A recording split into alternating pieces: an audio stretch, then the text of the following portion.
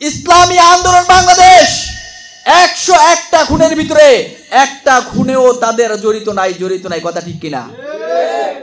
প্রিয় উপস্থিতি, দল করব নেতা দেখে, কি দেখে? দল করব জনগণ দেখে, দল করব মানুষের চরিত্র দেখে, কথা ঠিক কিনা? প্রিয় উপস্থিতি, ইসলামী ছাত্র আন্দোলন দেখেন, আজকে যে সকল ছাত্ররা কেন্দ্রীয় লিডার আমাদের, সেই সকল কেন্দ্রীয় লিডারদের দিকে তাকালে মনে হয় তারা কোনো মাদ্রাসায় পড়েছে, মনে হয় তারা মুফতি, মনে হয় তারা মাওলানা, কিন্তু খবর নিয়ে দেখবেন তারা জীবনও মাদ্রাসায় যায় নাই, জীবনও সেই মুফতি হয়নি, মুহাদ্দিস হয়নি, কিন্তু তারা এই লেবাস কোথায় পেল? তারা এই শিক্ষা কোথায় পেল? এই আদর্শ কোথায় পেল? তারা একজন আদর্শবান নেতাকে মেনে তারা আদর্শবান হয়েছে, কথা ঠিক কিনা? তারা এক আদর্শের রাজনীতি করে তারা আদর্শবান হয়ে গেছে, কথা ঠিক কিনা? আমরা দেখেছি এই নাউডুবার গোল চত্বরে ছাত্রদের উপরে নির্মমভাবে অস্ত্র নিয়ে আঘাত করা হয়েছে, কথা ঠিক না? আজও আমাদের কাছে ফুটেতে এসেছে। 1971 সাল থেকে 2024 সাল পর্যন্ত আমরা দেখেছি বাংলাদেশের ক্ষমতার পালাবদল হয়েছে। এই পালাবদলে সাধারণ মানুষ যে অবস্থায় ছিল তাদের ভাগ্যের কোনো পরিবর্তন ঘটেনি। ইসলাম দেশ মানবিক কল্যাণের অবক্ষয় ঘটেছে। সে পাকিস্তান আমাদের ন্যায্য অধিকার দিতে ব্যর্থ হয়েছে, যার কারণে 1971 সালে পাক হানাদার বাহিনীদেরকে বাংলাদেশ থেকে বিতাড়িত করে জাতীয় মানচিত্রে বাংলাদেশ নামে একটি রাষ্ট্র গঠন হয়েছে। 1971 সাল থেকে মানুষ ভেবেছিল বাংলাদেশ বুঝি তার আপন গতিতে চলতে পারবে, কিন্তু আমরা কি দেখেছি? বাংলাদেশ তার আপন গতিতে স্বাধীনতার যেই মূল ম্যানিফেস্ট ছিল সেই ধারায় চলতে পারেনি, কারা যেন সেই ধারাকে রুখে দিয়েছে। প্রিয় উপস্থিতি, আপনারা দেখেছেন আমরা 71 সালের সেই আন্দোলন দেখিনি, কিন্তু আমাদের মুরব্বীদের কাছ থেকে শুনেছি। কিন্তু 24-এর আন্দোলন আমরা দেখেছি, বৈষম্যবিরোধী ছাত্র আন্দোলনে যারা নির্মমভাবে শহীদ হয়েছে, আমরা তাদের রুহের মাগফিরাত কামনা করি, স্মরণ করি সেই সকল বোনদের যারা রাজপথে লড়াকুর সৈনিক হয়ে আজকে নতুন এক বাংলাদেশ আপনার আমার কাছে তুলে দিয়েছে।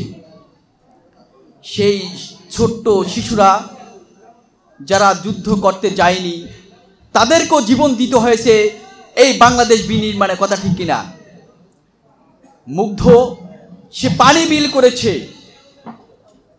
সে যোদ্ধাদেরকে পানি বিতরণ করে তিনিও শহীদের কাতারে নাম লিখিয়েছেন। প্রিয় উপস্থিতি, আজকে একটি বছর হয়ে গেল 24-এর 5ই আগস্ট বাংলাদেশ নতুন জীবনধারা নিয়ে চলা শুরু করেছিল, কিন্তু আমরা কি দেখেছি? গত এক বছরে 101টা খুন হয়েছে বাংলার জমিনে। কারা করেছে? কারা করেছে?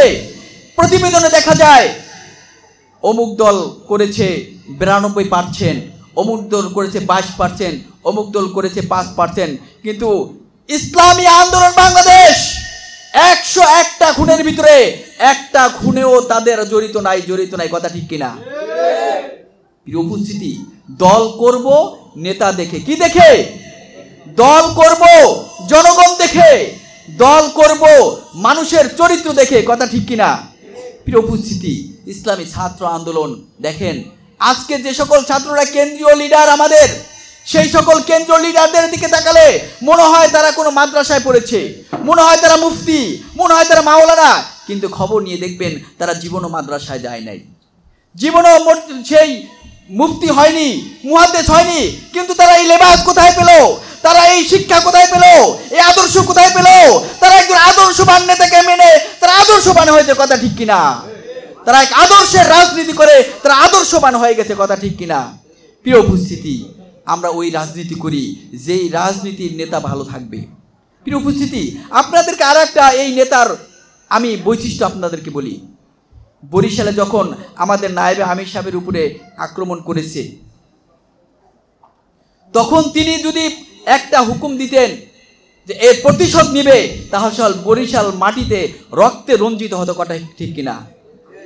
কিন্তু নায়েবে আমির সাহেব তিনি চিন্তা করলেন যে এটাই আমাদের শেষ নয়, আমাদের শেষ আরো অনেক দূরে, কথা ঠিক কি ঠিক না? তিনি সেই চিন্তায় যুদ্ধের হুকুম দেননি। সেই দিন তিনি বলেছিলেন, আল্লাহ আপনি সাক্ষী থাকেন, এই আওয়ামী লীগের পতন না হওয়া পর্যন্ত আমরা রাজপথ ছাড়বো না, কথা ঠিক কি ঠিক না? আপনারা দেখেছেন জুলাই অভ্যন্তরে আমাদের নায়েবে আমির সাহেব একমাত্র বাংলাদেশের ভিতরে রাজনৈতিক ব্যানার নিয়ে জনগণের সপক্ষে, ছাত্রদের সপক্ষে গণ অভ্যন্তরের নেতৃত্ব দানকারী হিসাবে ফয়জুল করিম সাহেবকে দেখেছি, কথা ঠিক ঠিক না? আর কোন কোন নেতারা বক্তব্য বলে আমরা ছাত্র সংগঠনের সাথে ছিলাম না, কথা ঠিক ঠিক না? কিন্তু আজকে আবার তারাই সামনের কাতারে যাওয়ার চেষ্টা শুরু করছে, কথা ঠিক ঠিক না? আমরা এই মুনাফিক রাজনীতি করি না, আমরা নীতি এবং আদর্শের সাথে রাজনীতি করি, কথা ঠিক ঠিক না? প্রিয় উপস্থিতি, আমাদেরকে ধর্ম ব্যবসায়ী বলা হয়। আমরা যদি ধর্ম ব্যবসায়ী হই তা আমরা হলো পাইকারি ব্যবসায়ী, কথা ঠিক ঠিক না? আর যারা রাজনীতির ময়দানে নির্বাচন আসলে টুপি মাথা দেয়, দাড়ি রাখে আর পাঞ্জাবি পরে, তারা হলো খুচরা ব্যবসায়ী, কথা ঠিক ঠিক না? বলেন জনগণ পাইকারি ব্যবসায়ীর কাছে নিরাপদ না খুচরা ব্যবসায়ীর কাছে নিরাপদ? খুচরা ব্যবসায়ী দাম বেশি রাখে না কম রাখে? পাইকারি ব্যবসারে কম দামে দেয়, কথা ঠিক ঠিক না? যদি ধর্ম ব্যবসায়ী হতে হয়, আমরা ধর্ম নিয়ে ব্যবসা করি আল্লাহ তাআলার জমিন, আল্লাহ তাআলার দিন প্রতিষ্ঠার জন্য, কথা ঠিক ঠিক না? আর ধর্ম ব্যবসা তো তোমরা করো, সারা বছর নামাজ নাই, এখন নির্বাচন সামনে আর পিএসের তোমাকে টুপি ডালো মাথায় দিয়া নামাজের সামনের কাতারে যায়, কথা ঠিক ঠিক না? আমরা 12 মাস ধর্ম ব্যবসা করি, নামাজ নিয়া, রোজা নিয়া, হজ নিয়া, জাকাত নিয়া, মানুষের কাছে নামাজের ব্যবসা চালাই, রোজার ব্যবসা চালাই, জাকাতের কথা বলি, হজ্জের কথা বলি, আল্লাহ তার রসুলের কথা বলে তামাম দুনিয়ায় ধর্মীয় ব্যবসা দিয়ে আল্লাহ তাআলার জমিনে দিন কায়েমের চেষ্টা করি, কথা ঠিক ঠিক না? আর তারা সিজনাল ব্যবসায়ী, তারা ওই নির্বাচন আসলে টুপিটা লাগায় আর বলে কি আমরা হুজুর কি করবে, আমরা কোরআন সুন্নাহ অনুপাতে বাংলাদেশ চালাবো, বলে কি বলে না? আমরা নির্বাচন আসলো বলি এই কথা, নির্বাচন গেলেও বলি এই কথা, কোরআন সুন্নাহ অনুপাতে রাষ্ট্র চালাবো। প্রিয় উপস্থিতি, এজন্য ধর্ম ব্যবসায়ী বলে আমাদেরকে তকমা দিলে এটা আর বাংলার জমিনে মানুষ খাবে না, কথা ঠিক কিনা? প্রিয় উপস্থিতি, আমাদেরকে মৌলবাদী ট্যাগ দেওয়া হয়। মৌলবাদী কাকে বলে? মূলে যে থাকে সে মৌল, কথা ঠিক কি ঠিক না? আমরা হলো মৌলবাদী আর তারা হলো আগাবাদী, কথা ঠিক কি ঠিক না? মৌলবাদী যদি একটা ঝাঁকা দেয়, আগাবাদীরা বাংলার জমিনে থাকতে পারবে না, কথা ঠিক কি ঠিক না? এজন্য ইসলামী মৌলবাদীতে আমরা স্বীকৃত, ইসলামী মৌলবাদী হিসাবে আমরা বিশ্বাসী, আমরা কোনো আগাবাদী হিসাবে বিশ্বাসী না, কথা ঠিক কি ঠিক না?